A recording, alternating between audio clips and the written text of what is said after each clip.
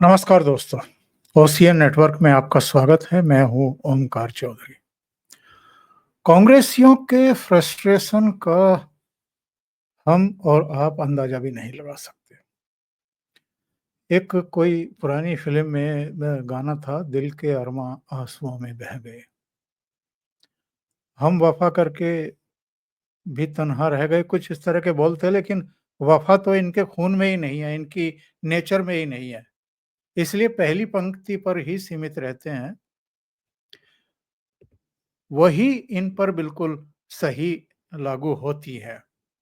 हरियाणा में जो हुआ है हमने और आपने देखा है, अभी झारखंड और महाराष्ट्र में भी उसी के रिपीट होने के चांसेस बन गए हैं, क्योंकि जो सर्वे आ रहे हैं, जिस तरह की ग्राउंड रिपोर्ट आ रही है, उससे पता यही लगता है। और मैं जो कह रहा हूं कि इनके जो फ्रस्ट्रेशंस बढ़ रहे हैं, इसका हम स्केल अगर लेकर के नापने की कोशिश करें तो अंदाजा भी नहीं लगा सकते हैं कि किस लेवल पर इस समय इनका फ्रस्ट्रेशन है। मल्लिकार्जुन खड़गे एक भाषण दे रहे थे महाराष्ट्र में। उसका केवल ऑडियो सुनवाता हूं मैं आपको, क्या कह रहे हैं योगी आदित्यनाथ के बारे में। साधु के बेस में रहते हैं, लेकिन अच्छे पॉलिटिशियंस बन गए हैं, चीफ मिनिस्टर भी बने हैं। और उनका गेरुआ कपड़े पहनते हैं और सर पे बाल भी नहीं रखते। तो ऐसे एक नेता है जो बीजेपी ने पैदा किए। ठीक है कि हम उससे कोई, मैं ये कह रहा हूं उनको, बीजेपी को, या तो सफेद कपड़े डालो, या तो सन्यासी कपड़े डालते हो, गेरुआ डालते हो, पॉलिटिक्स से बाहर हो जाओ।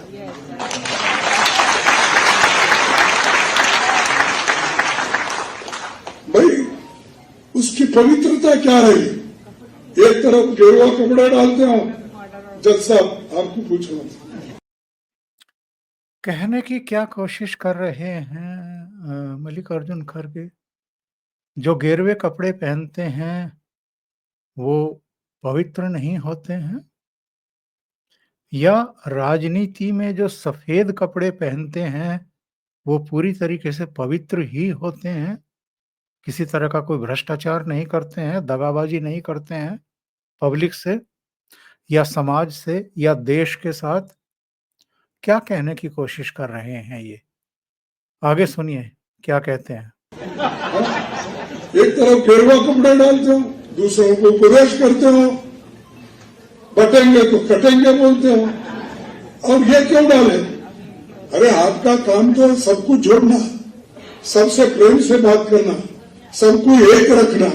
वो सब छोड़ के इन्होंने 12 जोड़ने के लिए, जैसा कि राहुल गांधी ने कन्याकुमारी से कश्मीर तक पैदल चला, आराम में बड़े बड़े गाड़ियां लेके घूम रहे और गरीबों की बात करते हैं और लोगों में विष भर रहे हैं, तोड़ने का काम कर रहे हैं। बटेंगे तो कटेंगे, ये लोगों में विष भर रहे हैं योगी आदित्यनाथ और प्रधानमंत्री नरेंद्र मोदी। लेकिन अगर कोई ये कहता है कि सिर तन से जुदा, तो वो प्यार के पुष्प अर्पित कर रहे हैं, भेंट कर रहे हैं लोगों को, वो विष भरने का काम नहीं कर रहे हैं। ये मल्लिकार्जुन खड़गे कितने बड़े दोगले हैं। बटेंगे तो कटेंगे, अगर वो सतर्क कर रहे हैं लोगों को, इस देश के लोगों को, कि भाई बटना नहीं है, एकजुट रहना है, सेफ रहना है, तो वो विष भर रहे हैं। और तन सर से जुदा वाले नारे लगाए जाते हैं तो उन पर इनकी जुबान सिल जाती है और ये उस पर प्रतिक्रिया तक देना मुनासिब नहीं समझते, उसकी निंदा तक नहीं करते हैं। ये इनका दोगलापन है कांग्रेसियों का। ये भूल गए क्या जब इनकी सरकार थी महाराष्ट्र में उद्धव ठाकरे के नेतृत्व वाली, तो पालघर में क्या हुआ था? वो भी गेरुआ वस्त्रधारी ही थे, 2 साधु, जिनकी मॉब लिंचिंग की गई थी। भीड़ ने घेर करके पीट-पीट करके मार डाला था और वहां पुलिसकर्मी मूक दर्शक बने हुए थे। उन्होंने उन दोनों साधुओं और उनके ड्राइवर को छुड़ाने की या उनके जीवन के की रक्षा करने की कोई कोशिश नहीं की थी।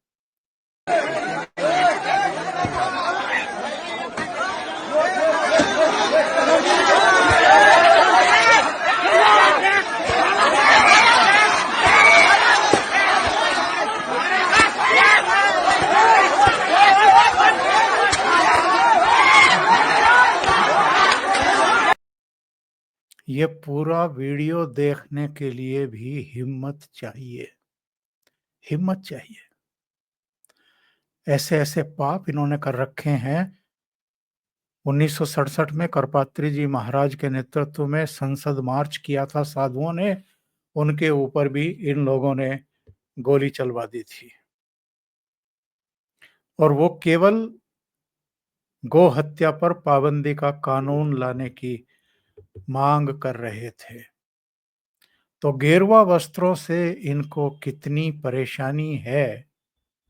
और अगर इस बार योगी और मोदी और हिमंता से लेकर के अमित शाह तक सब चेता रहे हैं लोकसभा चुनाव के नतीजों को देखने के बाद, और उस चेताने का और जन जागरण करने का नतीजा हम हरियाणा में तो देख चुके हैं। वहां तो भारतीय जनता पार्टी की तीसरी बार सरकार बन गई और कांग्रेस का एक तरीके से सुपड़ा साफ हुआ, यानी करारी शिकस्त उसको झेलनी पड़ी। तीसरे झटके में भी कांग्रेस वहां की सत्ता में नहीं आई। अब वही आसार झारखंड और महाराष्ट्र में दिखाई दे रहे हैं। तो इन लोगों का धैर्य चूक रहा है और ये इस तरह की लैंग्वेज में बातचीत करते हुए दिखाई दे रहे हैं। सुनते हैं आगे इन्होंने क्या कहा है। से होशियार रहना ये जरूरी है। और ये अगर उनको अगर मैं अपील करता हूं आपसे कि ऐसे लोगों को अगर घर में नहीं बिठाएंगे तो आपको नेक्स्ट मनु जैसी जो भावना है मनुस्मृति के आ जाएगी, संविधान के जगह मनुस्मृति आ जाएगी। इनको पता ही नहीं है कि मनुस्मृति में क्या है क्या नहीं है। इन्होंने पढ़ा भी है कि नहीं पढ़ा है, लेकिन कहीं के कहीं पहुंच जाते हैं। इतना ज्यादा कंफ्यूजिंग है ये लोग, जिसका कोई आर पार नहीं है। और जब आपको सीधे सीधे पराजय दिखाई दे रही हो, रास्ते बंद होते हुए दिखाई दे रहे हों, तो बौखलाहट का स्तर इसी तरीके से इसी स्केल पर एकदम ऊपर जाता है, जैसे बीपी जो है कभी-कभी आपकी काबू से बाहर हो जाता है। वही हालत इस समय कांग्रेस की होती हुई दिखाई दे रही है। इनके नेता राहुल गांधी का देखिए जरा कि राहुल गांधी किस तरह के ट्वीट कर रहे हैं। ये देखिए, इन्होंने एक पोस्टर बनवाया जिसमें अजित डोभाल साहब हैं, अडानी हैं, नरेंद्र मोदी हैं, अमित शाह हैं, सेबी की प्रमुख हैं और लिख रहे हैं एक हैं तो सेफ हैं। और मन की बात अब जुबान पर। अब मुझे एक बात बताइए साहब, ये राहुल गांधी की बुद्धि को हुआ क्या है या बुद्धि से एकदम पैदल है? हमारे एनएसए हैं अजित डोभाल साहब, जो देश की सुरक्षा कर रहे हैं। हमारे देश के जाने माने उद्योगपति हैं जो लाखों परिवारों को रोजगार भी दे रहे हैं और भारत की इकोनॉमी को बूस्ट भी कर रहे हैं। गौतम अडानी हमारे प्रधानमंत्री हैं, नरेंद्र मोदी, तीसरी बार इस देश की जनता ने उनको चुना है। गृह मंत्री हैं अमित शाह और सेबी की प्रमुख हैं, जिनका चित्र ये दे रहे हैं और उस पर तंज कस रहे हैं कि एक हैं तो सेफ हैं। अब क्या कहा जाए इनके बारे में? किस तरह का नैरेटिव? मैंने अभी एक वीडियो बनाया था 1 दिन पहले, 2 दिन पहले, कि एक तरफ तो एलन मस्क हैं, जो अमेरिका के भी और दुनिया के भी नंबर 1 या 2 अमीर हैं, और उन्होंने डोनाल्ड ट्रंप के लिए 2 सप्ताह तक पूरे अमेरिका में घूम-घूम करके प्रचार किया। और जब ज़ेलेंस्की से डोनाल्ड ट्रंप की बातचीत हो रही थी, तो बराबर में एलन मस्क बैठे हुए थे और 25 मिनट की बातचीत में करीब 5-7 मिनट एलन मस्क ने भी डोनाल्ड ट्रंप के साथ बैठ कर के ज़ेलेंस्की से बातचीत की। हमारे देश में अगर अडानी, अंबानी, महिंद्रा, बिड़ला, टाटा में से कोई अगर नरेंद्र मोदी के साथ चुनाव प्रचार करता हुआ दिखाई दे जाता, तो ये तो पता नहीं पूरे देश को किस तरीके से सिर पर उठा लेते और पूरी दुनिया में नरेंद्र मोदी को और उनकी पार्टी को बदनाम करके रख देते, और 10 याचिकाएं तो अब तक सुप्रीम कोर्ट में लगवा चुके होते। हमारे यहाँ की कल्चर में, और कल्चर हमारे यहाँ कोई खराब नहीं है, ऐसे लोगों ने खराब कर दी है। ऐसे लोगों ने हमारे देश के उद्योगपतियों को भी संदिग्ध बना दिया है, और जो महत्वपूर्ण संवैधानिक संस्थानों के प्रमुख पदों पर बैठे हुए हैं, उनके बारे में भी इन लोगों ने लोगों को भ्रमित करने की कोशिश की है। और यही नतीजा है, ऐसे ही लोगों की बयानबाजी का नतीजा है कि अजित डोभाल साहब, जिनकी सरपरस्ती में देश अब सुरक्षित है, कहीं बम नहीं फूट रहे हैं, कहीं सीरियल धमाके नहीं हो रहे हैं, अब देश के अलग-अलग शहर दहलते हुए दिखाई नहीं दे रहे हैं। आतंकवादियों का खात्मा किया है इन्होंने, आतंकवाद का खात्मा किया है, नक्सलवाद दम तोड़ता हुआ दिखाई दे रहा है, देश विरोधी ताकतों को उनकी हदों में रख कर के छोड़ा है। लेकिन ये लोग इस तरह के ट्वीट करते हैं। इनका जरा दूसरा ट्वीट देखिए। एक रेलवे कर्मचारी एक मुस्लिम लोको पायलट की गलती की वजह से या दूसरे कर्मचारी की गलती की वजह से, जो मोहम्मडन था, उसकी वजह से क्लिपिंग के बीच में फंस करके दम तोड़ गया। और ये क्या लिख रहे हैं ट्वीट में? आम लोग कब सेफ होंगे मोदी जी, आप तो बस एक अडानी को सेफ करने में लगे हुए हैं। ये भयावह तस्वीर और खबर भारतीय रेलवे की लंबी लापरवाही, उपेक्षा और जानबूझकर की गई भर्तियों का परिणाम है। यानी रेलवे में कहीं कोई दुर्घटना हो जाए, और किसकी गलती से? एक मुस्लिम कर्मचारी की गलती से, तो उसकी गलती पर पर्दा डालने के लिए, रेत मिट्टी डालने के लिए इन्होंने इसमें भी सीधे प्रधानमंत्री को घसीट करके इस तरह के परसेप्शन क्रिएट करने की कोशिश की। एक और जरा इनका देखिए ट्वीट, क्या कह रहे हैं मोदी जी? आज से तेलंगाना में जातिगत गिनती शुरू हो गई है। इससे मिलने वाले डेटा का इस्तेमाल हम प्रदेश के हर वर्ग के विकास और नीतियां बनाने में करेंगे। जल्द ही ये महाराष्ट्र में भी होगा। सबको पता है कि भाजपा देश में एक व्यापक जाति जनगणना नहीं करवाना चाहती है। इस तरह के ट्वीट करने का क्या अर्थ निकाला जाए? मैं तो यही निकालता हूं कि जिस तरीके से योगी और मोदी ने इस पूरे चुनावी कैंपेन में हिंदुओं को और देशवासियों को जातियों में ना बंटने के लिए तैयार किया है और एकजुट और सेफ रहने का आह्वान किया है, और इसका असर भी हमें दिखाई दे रहा है। मैं योगी आदित्यनाथ जब कहते हैं, तो किस तरह की प्रतिक्रिया जनता में आती है, उसका मैं एक आपको दृश्य, एक विजुअल दिखा देता हूं। सेफ रहेंगे, एक रहेंगे, नेक रहेंगे। बटे थे तो कटे थे, अब एक रहेंगे तो सेफ रहेंगे। और सेफ रहने के लिए ही आपका आह्वान करने के लिए मैं आया हूं कि बहनों और भाइयों, समय आ गया है जब प्रधानमंत्री मोदी जी के विजन के अनुरूप भारत को दुनिया की सबसे बड़ी ताकत के रूप में स्थापित करना है। सबसे बड़ी ताकत के रूप में भारत को स्थापित करना है, लेकिन उसके लिए एक भारत चाहिए, एक भारत और श्रेष्ठ भारत। भारत श्रेष्ठ तब बनेगा जब एक रहेगा। भारत सुरक्षित तब बनेगा जब एक रहेगा। भारत विकसित भारत तब बनेगा जब एक रहेगा। ये जाति के नाम पर, मत और मजहब के नाम पर, क्षेत्र और भाषा के नाम पर बांटने वाले लोग ये देश के दुश्मन हैं। भारत के अस्मिता के साथ खिलवाड़ करने वाले लोग हैं।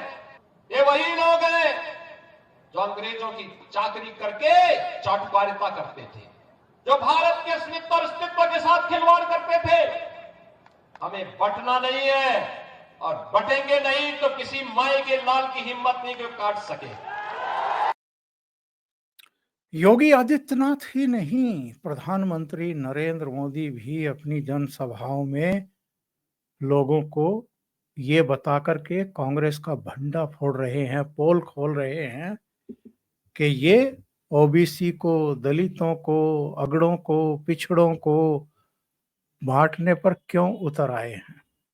वजह क्या है, क्यों बांट देना चाहते हैं, और क्यों राहुल गांधी ये ट्वीट कर रहे हैं कि जी तेलंगाना में जातीय जनगणना शुरू हो गई है। अरे कर्नाटक में तो कभी की हो चुकी, बिहार में भी हो चुकी, और बिहार में सत्ता में थे उस समय जब जनगणना पूरी हो गई थी। तो क्या कर लिया आप लोगों ने? कौन सी विकास योजनाएं आपने गरीबों के लिए या बहुत ज्यादा पिछड़े जातियों के लोगों के लिए आपने बनाई और उनका जीवन स्तर सुधार दिया? कुछ नहीं किया। केवल हल्ला मचाना है, लोगों को बांटना है, हिंदुओं को तोड़ना है ताकि भारतीय जनता पार्टी को कमजोर किया जा सके। तो नरेंद्र मोदी ने इनकी पोल खोली कि कब से कांग्रेस पार्टी हिंदुओं को, लोगों को जातियों में विभक्त करना चाहती है और क्यों करना चाहती है। सुनते हैं।